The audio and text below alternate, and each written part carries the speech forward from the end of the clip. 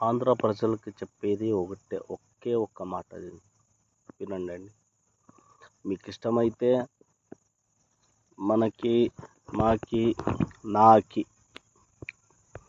నాకు లైక్ చేస్తారు, లేకపోతే లేదు. టీడీపీ, జనసేన, దాని తర్వాత వైఎస్ఆర్, దీనికన్నా ముందు వేరేలాగా పార్టీలు ఉన్నాయి. ఓకే, దాని గురించి కాదు. కానీ ఇప్పుడు ఎవరికి ఎవరు ఎంత ఇష్టం అంటే వాళ్ళ తరపున అందరూ మాట్లాడతారు. కానీ అక్కడ చూడాల్సింది మనము రెండు వేరు లెక్కకు చూడాలి. ఇప్పుడు నీకు కావాలనిపిస్తుంది, దాని తర్వాత ఇంకొకరికి వద్దనిపిస్తుంది. కానీ రాజకీయ వాళ్ళు మంచిది చేసేటప్పుడు ఇప్పుడు దాంట్లో చూస్తారు. ఇప్పుడు టీడీపీ చూసిందంటే వాళ్ళ లెక్క, వైఎస్ఆర్ చూసిందంటే వాళ్ళదో లెక్క.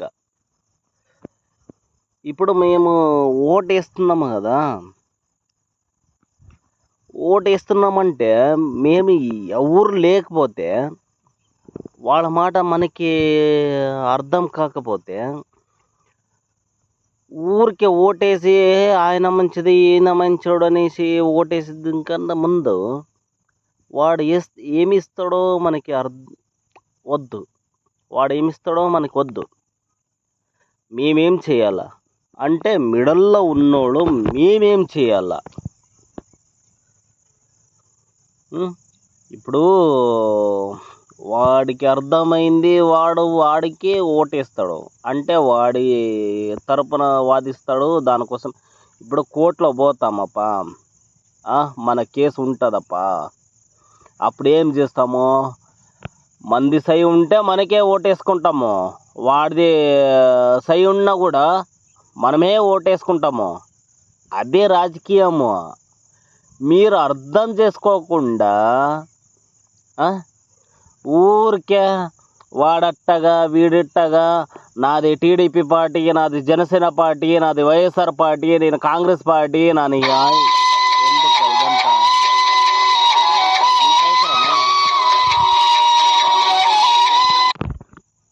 అవసరం ఉందా నీకు? ఇప్పుడు చెప్పండి. ఇప్పుడు పెడుతున్న పోస్టు ఇప్పుడు చెప్పండి.